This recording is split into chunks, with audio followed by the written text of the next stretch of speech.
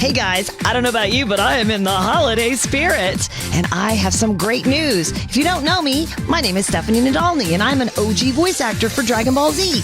The voices of Goku, Gohan, Kai, Baby Trunks, and KO from OKKO Let's Be Heroes. It's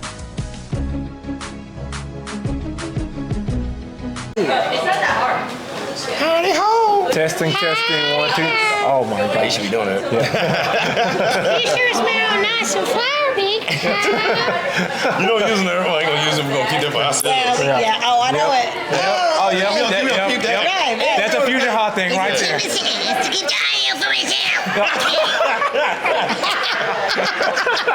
Okay. Hey, see if this works. You guys, I'm doing head. Oh my God.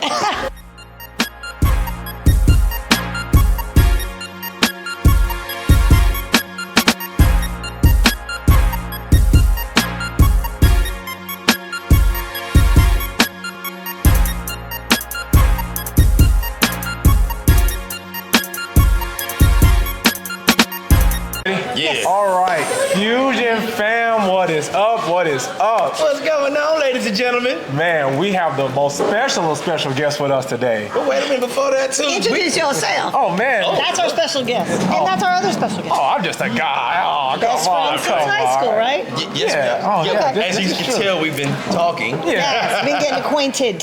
Yes, indubitably. Yes. Oh, yes. But also, we here at Dragonball Z. Oh, yeah, man. Noodle bar, baby. Delicious yummies. Yeah. Oh, yeah. So good, man. I'm full. But I'm going to eat more. I am extremely hungry, so Yeah. don't rub it in, because Yeah. I have got my eyes on the Dragon Ball Z menu. Oh, yeah. Man, I will be partaking and eating like Goku. Oh, my Stack it up. I'm going to get all those dishes are going to be dirty, because I'm going to eat it all. Yeah, Goku doesn't wash dishes either, so I'm just going to leave it there. He makes Master Roshi pay the bill. Oh, yeah.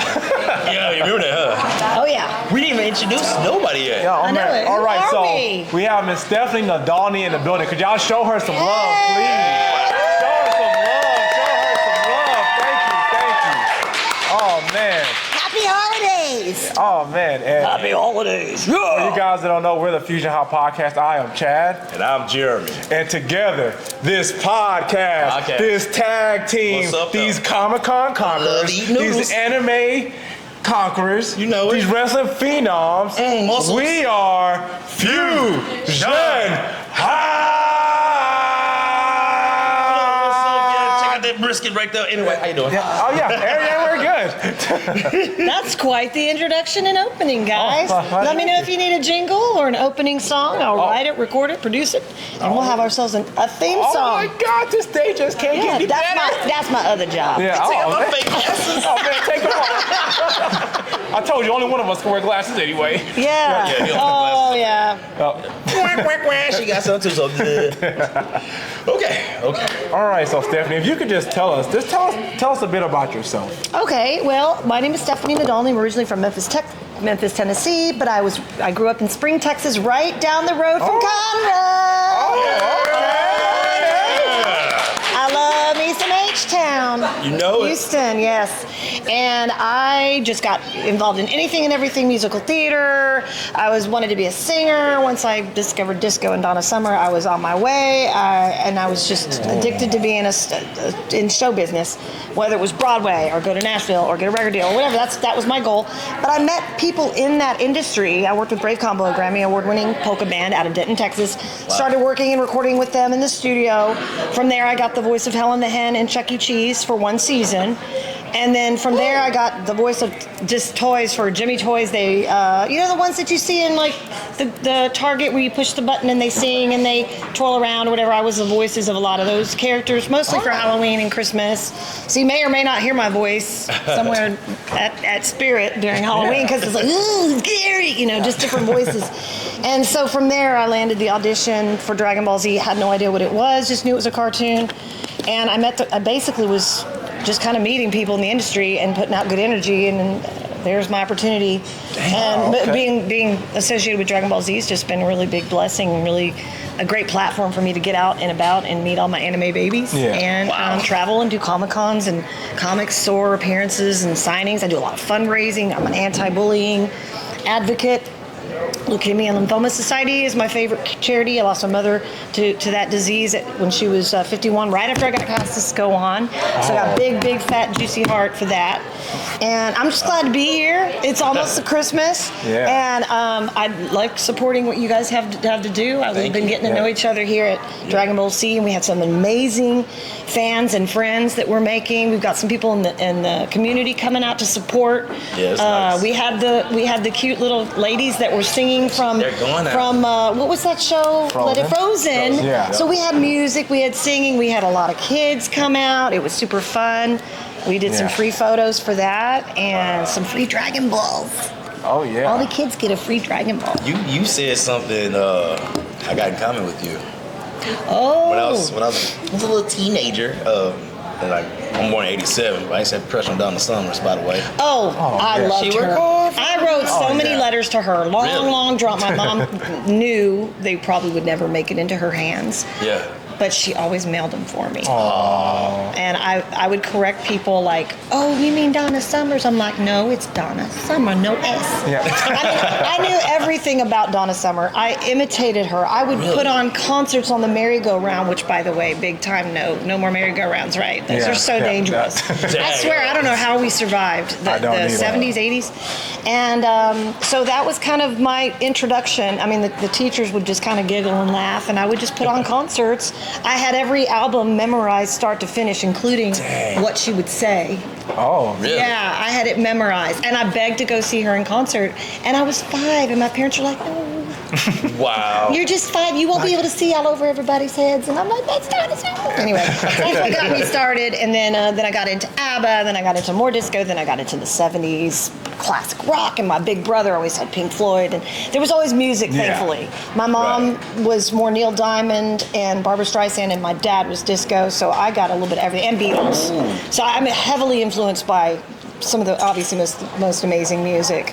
My favorite era is the 70s, but I like the 60s and 80s. Actually, your favorite genre. If I had to pick like an era, a decade, it would be the 70s is my absolute favorite, but a lot of amazing music also came out prior to the 50s, the hip, and then there's the 80s hair band stuff. That's kind of what I grew up with, and some Madonna, and threw in some George Michael.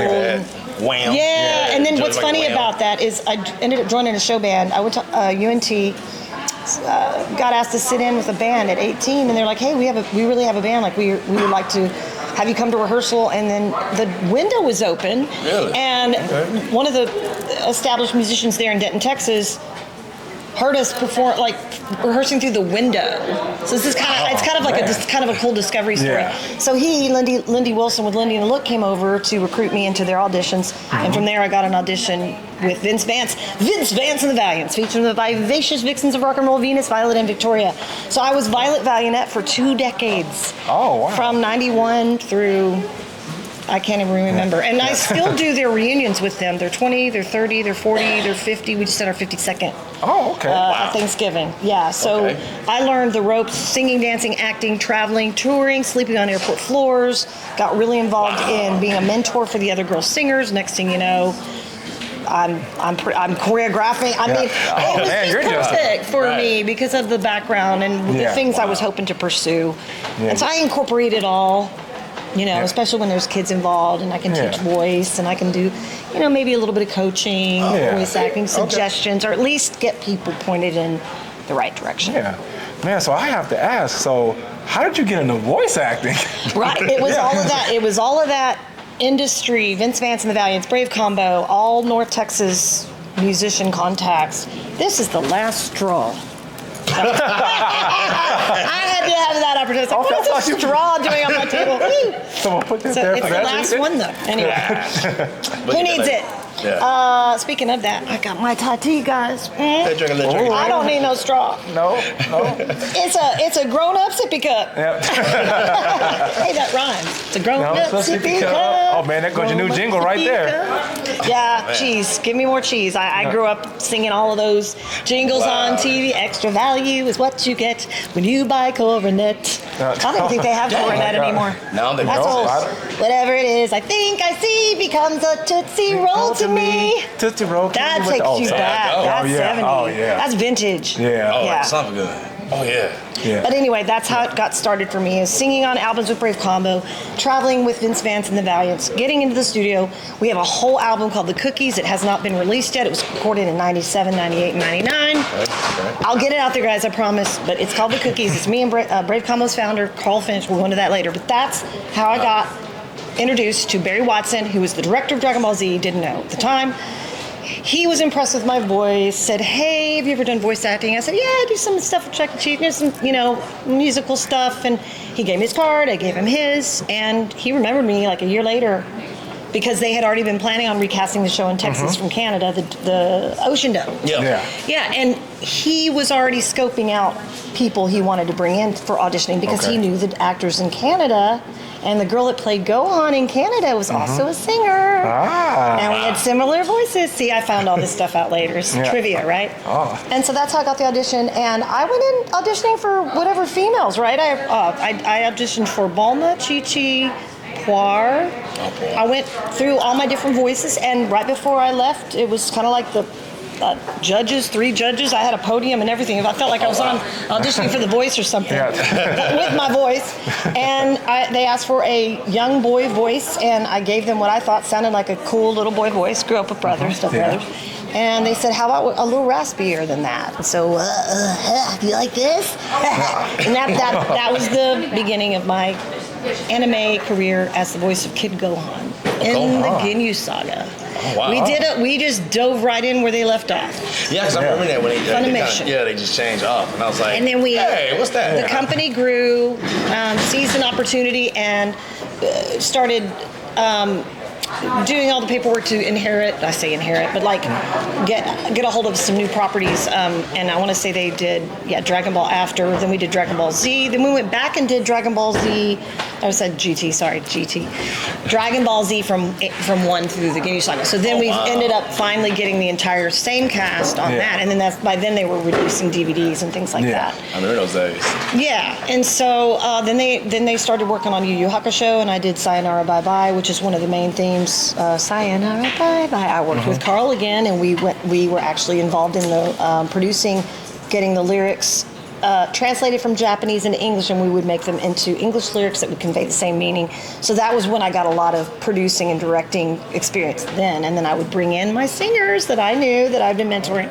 It was just a great thing. I could do that all the time though. I'm going to get back into some of that. And then I did some radio show material, super funny, like, Weird Al Yankovic. I would do parodies, like, I did one called Broccoli Spears. It was like squash and tomatoes, corn and potatoes. And I did a whole parody of that about eating your veggies.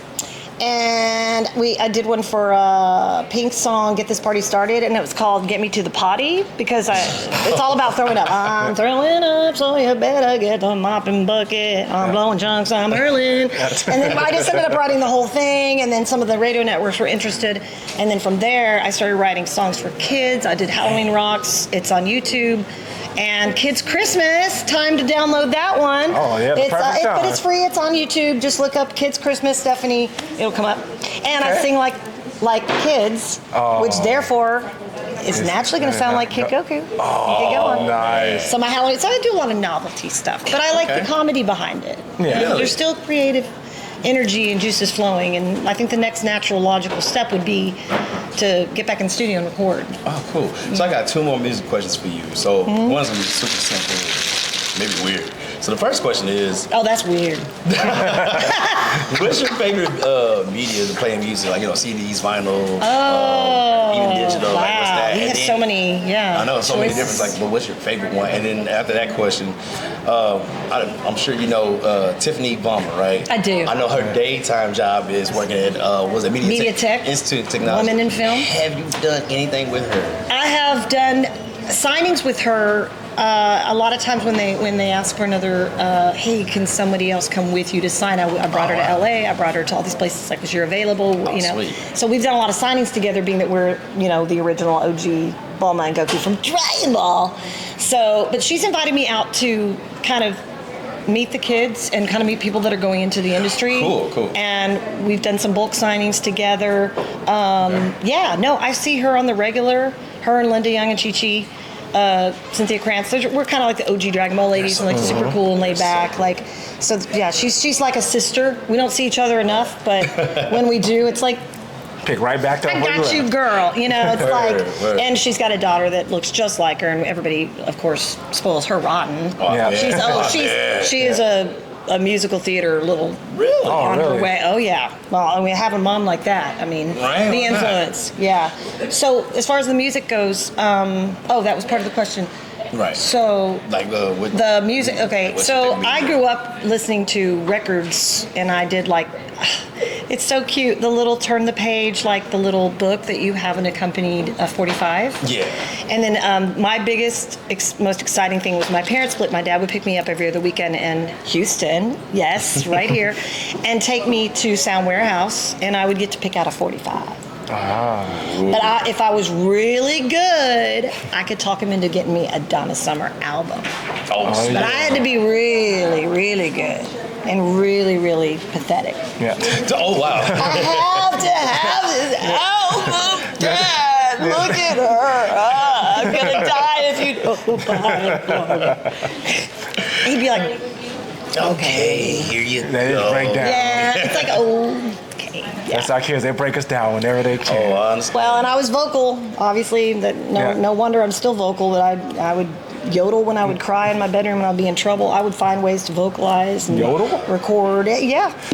I wasn't suffering anywhere near as much as my parents wanted me to. Because I would have, if I had access to my voice, which I always do, and then once I got a hold of some cassette tapes, I would record songs and poems, and I get my friends involved, and we'd make little shows, and we would change our voices and interview each other, and that was another way that I was gaining experience just by practicing for fun. Yeah. And that's kind of where my roots allowed me to take off. And so I knew I was going to pursue show business, specifically singing. The voice acting kind of came along as a bonus because you can't really do either one full time. You know? True. So as far as like generating commerce and paying your bills and stuff like that, you have to be pretty innovative and creative and flexible.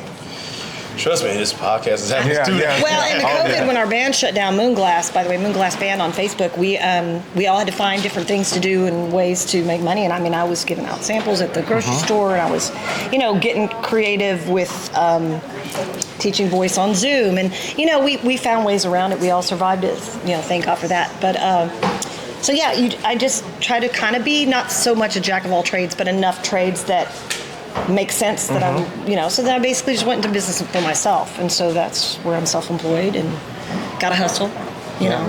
There's no benefits really. There's benefits that are not the benefits that you guys might think of a full-time job.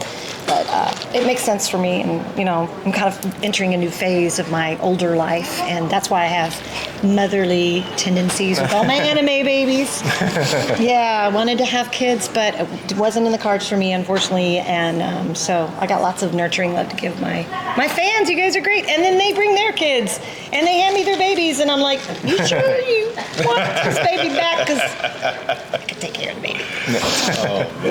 So how did you form your band, Moonglass? How did you?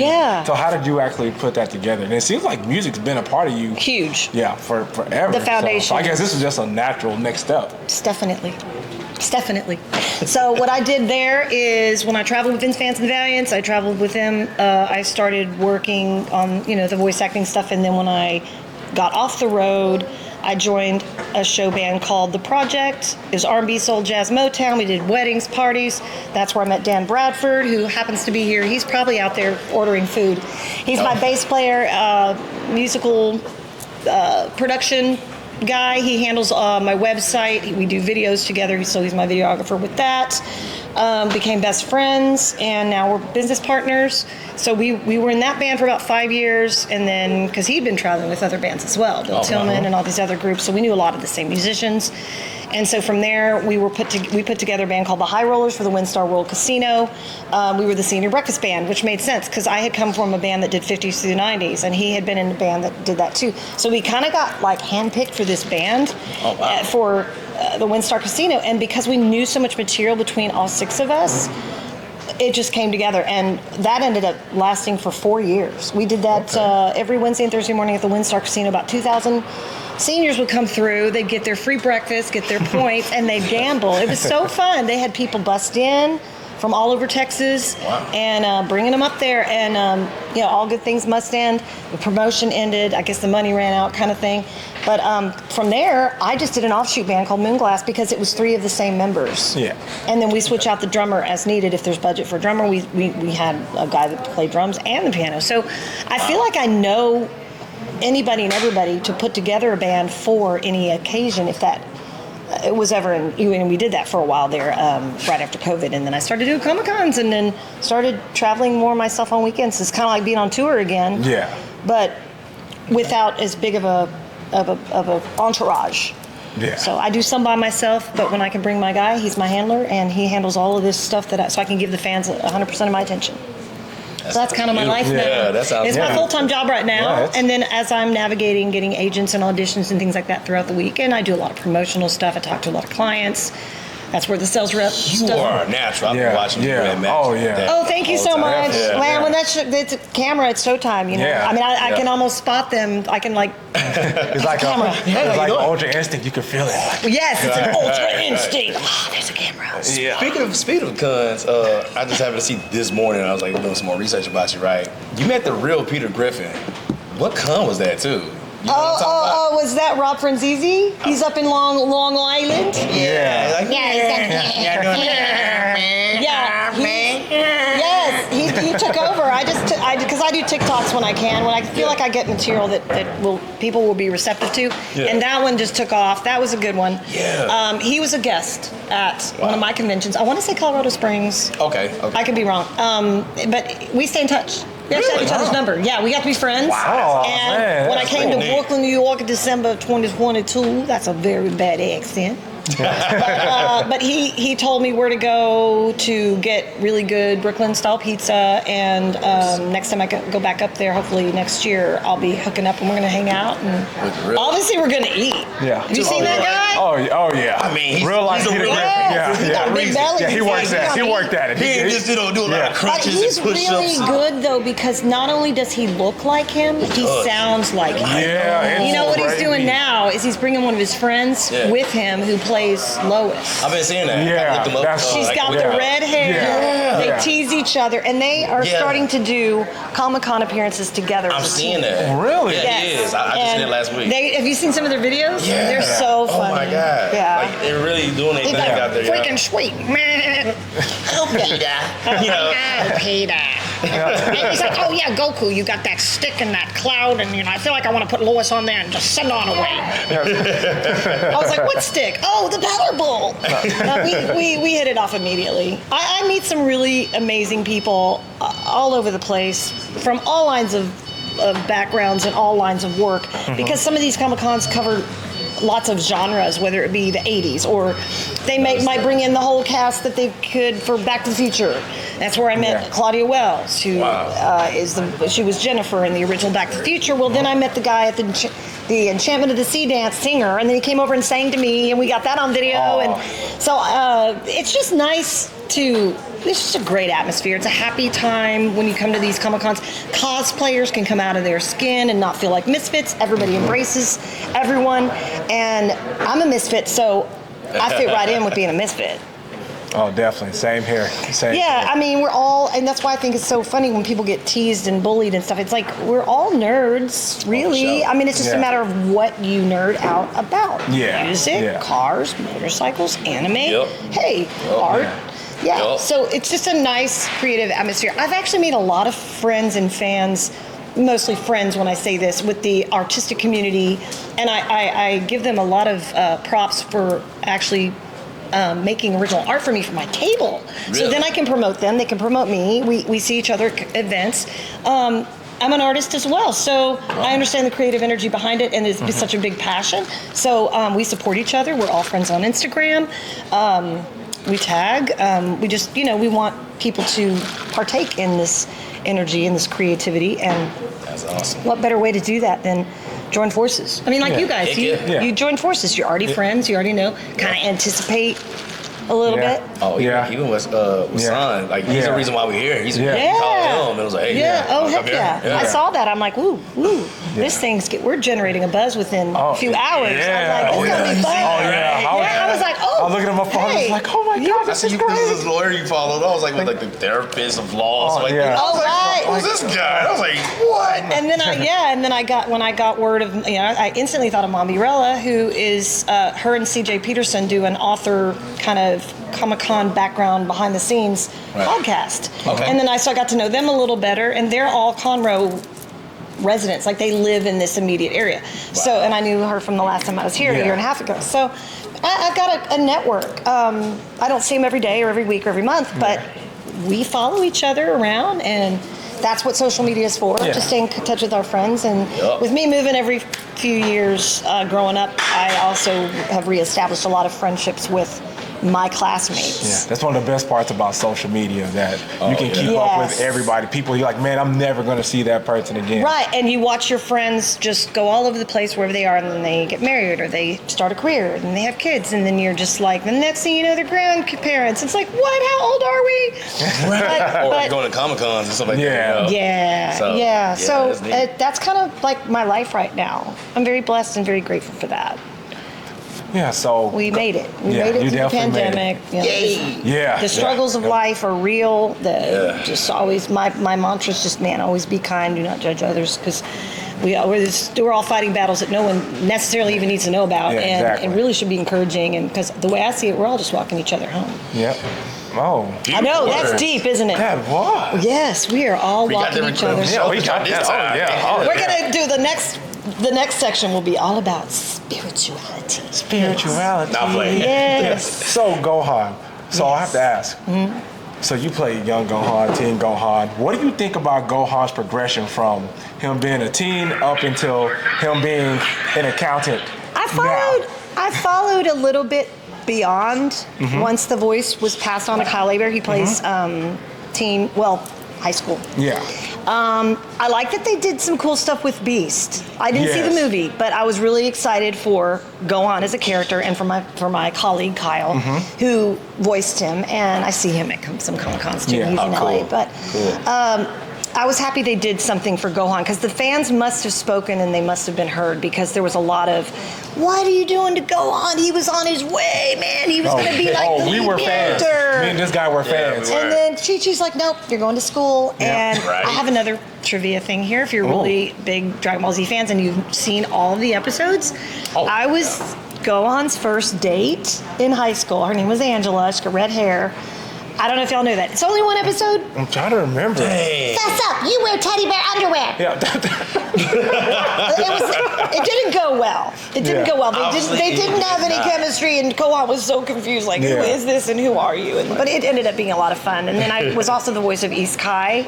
Yeah. Oh my, I'm the queen, and I will be the I meant rose. to ask you about that. That was like an a accident. Joke? Yeah. I'm royalty and Yeah. blah, blah, blah. When they showed me a Just picture. wash. Yeah, I was already there, and I had some time left at a session, and to fill the time, I ended up randomly auditioning for that role. Yeah. And I just was over the top silly, thinking, oh, they're not going to want it, but how about this? Oh my! And because it was so unique, and she was so over the top, and it was such a character thing, and it sounded nothing like Goku or Gohan, Of course. I got the role. Man. Jokes sometimes, I have a sense of humor. Happy accidents, It gets man. And Baby Trunks. Oh, little baby. Yeah, well, that was fun, laughing and giggling and peeing on Yajirobe. Had some fun with that. Oh, yeah. Yes. So sometimes these opportunities present themselves, and you may or may not get it, or you may. I mean, the industry's. You got to be ready for a lot of no's, a lot of rejection, and sometimes even being replaced for whoever knows why. The powers that be, Yes. So it's just good to be prepared for that, and watch your budget. Because anything could happen. I mean, I had to live on some savings there. A lot of us probably did during COVID. If you lost your job or whatever. I mean, that's a good rule of life anyway. 82 cents. Oh, no way. Way. Oh my Hurt gosh. my feelings. Yeah. Make phone calls for the side hustle. Oh, yeah, legally. Food pantry. Word? Yeah. Well, no, I mean, if you really need, there's organizations and churches and things like that. No, it wasn't for that people. bad, but it was like, my savings, and then like, money was getting Oh, and yeah. I was like, oh no. That's why a lot of us had to get creative with that, and we Right. couldn't do what we wanted to do for a living because some of us are like right there in front of people like this kind of thing. We couldn't perform anymore. We had to find ways to teach or clean your house. I learned how to cook. I learned how to cook some pretty good food. Me and Dan learned how to make some tasty scallops with different sauces, and I mean, there's really not much else to do in between trying to find work. Was plan your next meal. Wow. I got that in common with Goku. It's like, what are we eating for supper tonight? Oh, what about the next night? What are we gonna eat? Yeah, it's I'm not trying to encourage food addictions or anything, but it's exciting to get good food. And speaking of good food, Dragonball Z. Looking forward to having some of their appetizers. Full circle, guys. Yes, The it's a noodle bar. Who doesn't love noodles? Oh Come man, on. you gotta love noodles. Everybody loves noodles. The last time we came, I'm sorry. No, the it's last fine. time we came, so we did a podcast here, and we called it the Ultra Instinct Challenge, where we tried the love hottest spice. Oh, And I'd be out on the first round. My best friend right here, who you can't stop from talking at all, was silenced. We were trying to do a Oh, I bet you were in podcast. pain. Were you sweating? All of us, ma'am. we were just like Oh, yes, ma'am. drenched in sweat. I could get Dan involved with that. When we're at Thai food places, we can't share food. He gets his spicy and I get mine plain with lots of garlic. I can do garlic all day long, but man, I don't like pain, and that's painful. It burns my I tongue. like to be able to enjoy my food. And But enjoy I my love life. Tex-Mex food. Don't get me wrong. He said I gotta it was draw the nothing line. to him. This gentleman right here in front of Oh, you. yeah. He said- Good talking to you. He's like, it was just a Sunday. Yeah, right. It was just Sunday. Whatever, bro. And I was like, what? The jalapeno hot is a little much habanero. It's But I can eat pizza and sausage and stuff as long as it's mild sauce. Yeah. So I enjoy it. I love Mexican food, and I do like foods that tend to be heavily seasoned with spice, but I have to be careful. Yeah. Yeah, I ask in advance. I don't want to send this back. I need to know if it's spicy. Jalapenos on the side, please. Okay, I have my last music question. Are you still touring with your group to this day? I'm not touring. Okay. But when the opportunity does arise at restaurants during the week, I will put together my trio. Not necessarily my quartet. If the budget doesn't allow, we'll do my trio. That's Dan on bass and vocals, Randy Bradenberg on guitar. We call ourselves the Moonglass Trio. Every once in a while, we'll get contacted and asked to do a duo, and it'll just be me and Randy. But if Dan's available, we bring him anyway. Because we're better together, really, with some of our parts. Like, Symmetry. I know now some people can be their own act. And unfortunately with me, I did take piano lessons and I do play the piano and the tambourine, but I'm not equipped with enough musical background to just be myself, unless it's karaoke tracks. And when you've been performing with a band, and like a 10, 12-piece band with a full horn section, not knocking karaoke, it's fun for anybody. But I got spoiled because I played with some of the best musicians in Texas. Like some even one was Bruce Springsteen's saxophone player. Oh. We've had people travel and tour with big names, Tom Jones, and so I'm spoiled. So I love my trio, I love my quartet, but I can't do it all by myself. Like I grew up in a band where we were all brothers and sisters, and we all had a part to play. And then altogether, the ensemble was what was where the magic was. Yeah. So, but we don't tour because I'm doing weekend work with Comic-Cons, and I'm going to Vegas for New Year. Oh, yeah. that's gonna be Lucky. fun. I have not done a signing in Vegas. I performed in Vegas years ago, but I've never done an anime signing. I'm thinking it's going to be a big one. Oh yeah. Oh, it's It'll- definitely. It'll be the day before New Year's on the 30th, which maybe will be good because then people are going to run around and do whatever they do for New Year's. But course. so I'm hoping that's a big bash. That'd be fun to start the new year with Right. 2024, baby. Let's have some fun in Vegas. Oh yeah. But what happens in Vegas for this will not stay in Vegas. We're going to be having our regular stuff like this. We'll be doing our giveaways and our interaction with the fans online. Okay. That's cool. We'll be having some fun. So, yeah. And my website, StephanieNadolny.com, has where I'm going to be next. And we try to list that month by month. Okay. Because it's all over. It's different. I know. I didn't know if you were going to ask that. Oh, yeah. You could always delete it in post. Oh no, No, I'm just never. kidding. No, Towards the end, towards the end. StephanieNadolny.com Yeah. is my card here. Yeah. So- Da-da-da-da. yes. So I have to ask. So me and Jeremy, we always have this debate. about Oh God, here we go. about Goku being a bad father. I hear that. So I want your opinion as someone who played Team Gohan. Now keep in mind, Goku gave Cell a sensu bean to continue to beat down Team Gohan. So I just want to know your opinion on that matter. What do you think? Is he? Was I in that scene? I don't remember the sensu bean cells scene. I mean, you're a Why would he do that? Okay, that must be why you guys, the people question it even more so because of that. Yeah. Well, and then there's also, also he gets thrown in the freaking woods by Piccolo. Hello. Well, everybody call him his dad too. Oh, I ain't looking at you, I'm looking at him. But Gohan was a very young child when this happened. Also, Papa died. He sacrificed himself for his baby boy. Ultimate sacrifice. Ultimate Makes him a bad dad for some sacrifice. reason. I don't know. Well, and then he went to the after, but he was also there to mentally speak telepathically to him throughout the hardest battle, really, of his life. Yeah. True. Up till then. You don't know what about that either. Up till then. She's saying something that most people don't even say. He was there when he was needed. And that was a Kamehameha. Well, and that's when he was telling him over and over, you got everything you need. Come on home. I love the line. This is funny to me because Okay. the line negates with the voice. So he's like, I'm just a kid. And it's just like, His voice that is all doesn't sound like a kid. He is. He's 11, but I just remember doing that line and I just couldn't stop laughing because he says he's a kid. I can't do this. It's too much for me. But he's like, sounds like Clint Eastwood or somebody. So that was a funny moment. Feeling lucky punk.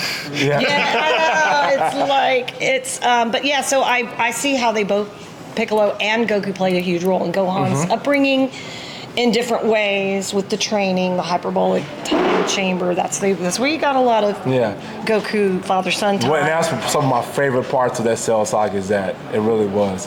But it's just so funny, like Goku's fighting Cell, and we know that they're kind of evenly matched, but he just taps out.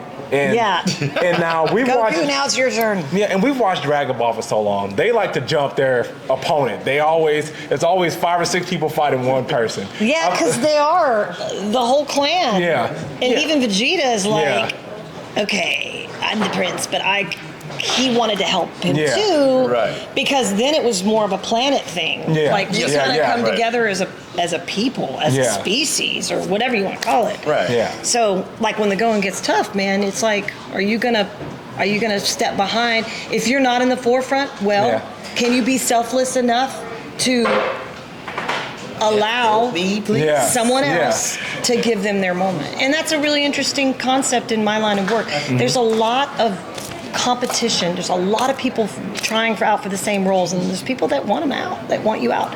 Wow. They may not say that, and you may never find that out, but that started in musical theater. That started in middle school show choir. I mean, and so if you do have a lot of talent, or you have a knack for something, great. Go out and find your niche, and if people try to beat you out of it for whatever reason, well, close that door and knock on another one. You know, it's like go out, and because I felt like I was limiting myself because I had a really, really, really strict home life with my mom and my stepmom, not so much my stepdad. Was very rigid, very, very military with us. And so I didn't know there was a whole world out there. And then when I got out with the show band, and then it's like there was this limitless thing that happened. And I think that's big because if you limit yourself or you have self-esteem issues because of the way you were raised, well, that's not going to work in adult life. So you got to constantly be working on your inner self-awareness. That's just a good way to live. That's just an honest, rigorous, I know it sounds cliche, but like you take a daily inventory because how do I start my day? And whether it's devotionals or prayer or meditation or, and then you end your day, could I have been better? No matter who you are, no matter how much talent you have, no matter how much money you make, whatever, just was I a good person? How did I live my day today? Because there's something I can change?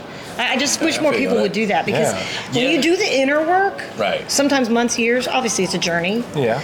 I think it's just better for society.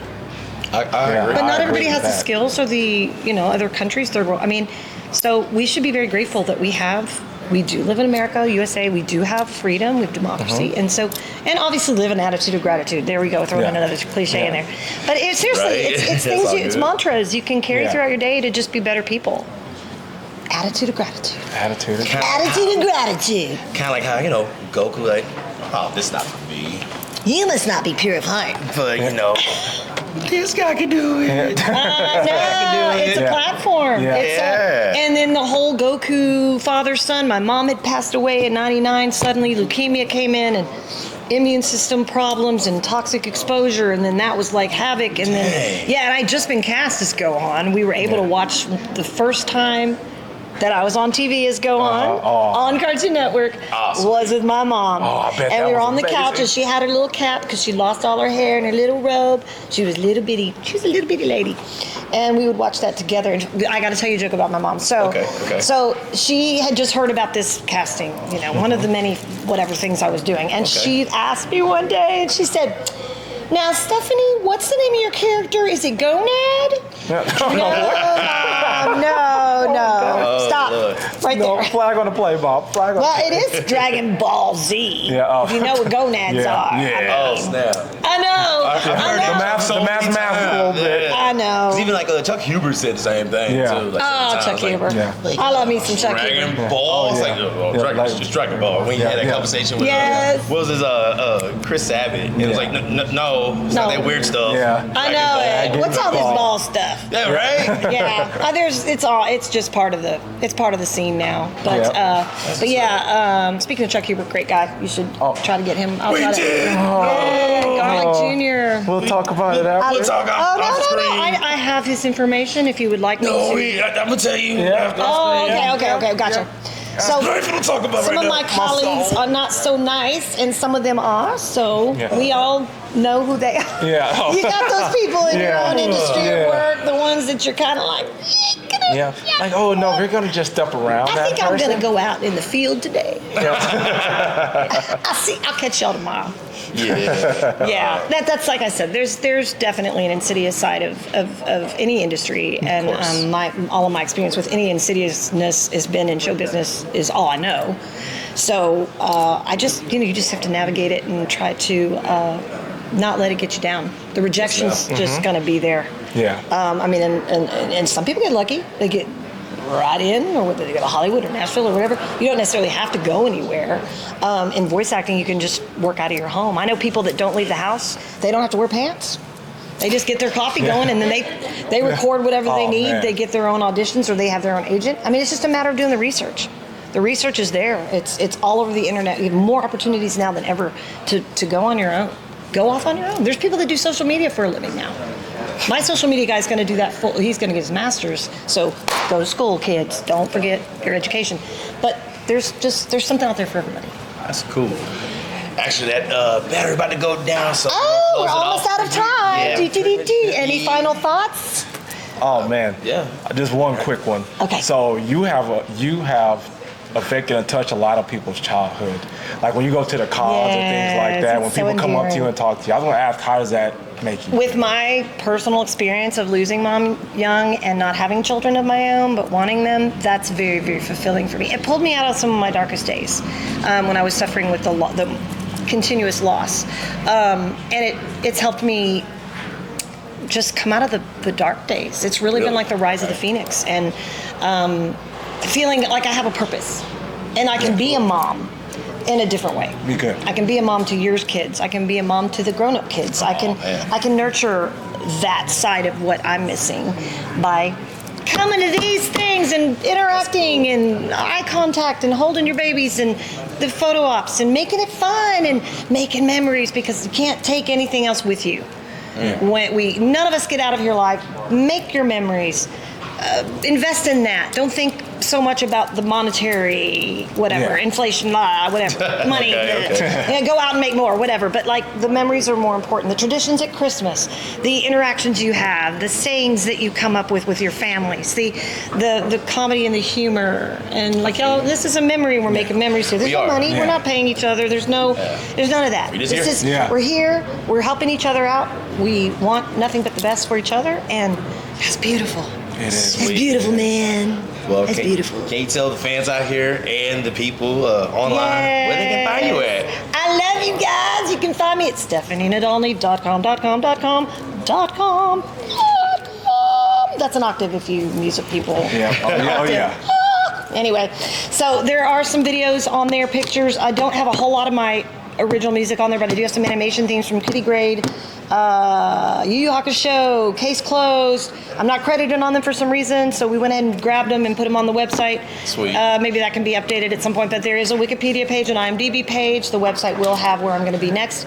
There's not a whole lot with my band performing days on there yet, but we're going to open up a gallery hopefully over the holidays, and add a bunch of that background, kind of the pathway into where I am now. Update my bio and kind of like. What about your socials? Socials are Stephanie Nadolny, voice actress on Facebook, Stephanie Nadolny on Instagram, and TikTok. All right. Thank you guys for having me. Yeah, y'all show us some love one last time. Don't worry, we got a backup. So. Oh, we still recording? Oh my goodness. I mean, let me do that again. Thank you for. It's been a long time, right? No, I'm just. No, this has been fun, guys. What y'all think? Oh man, this is so fun. Or whatever. Yeah. Like, share, subscribe. Thanks. Merry Christmas. Merry Christmas.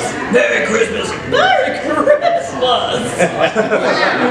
And we still got the audio recording, so I can transfer that to the audio Okay, word. all up in post. Oh yeah. And don't delete anything.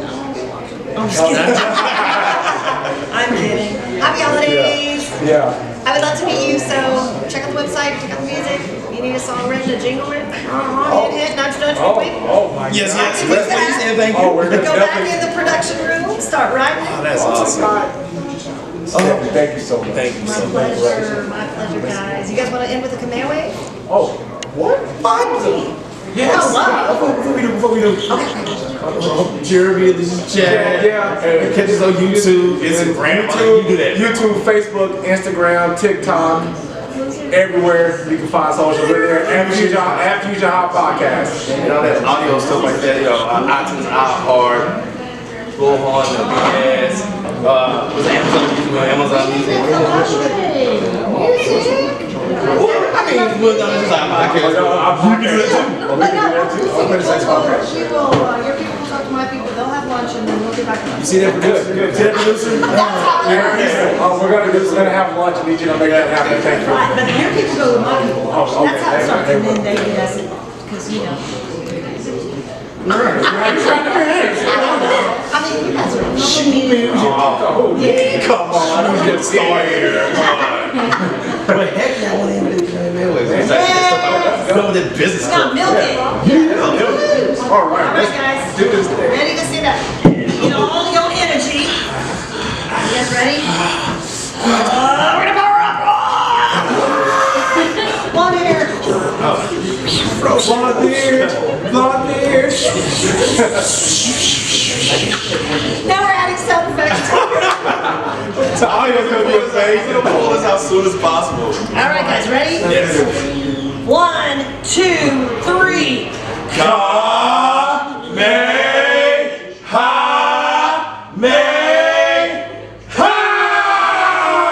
Kamehameha. Childhood dreams achieved. And we're out. 2024. Bang, bang, bang, baby. We're done.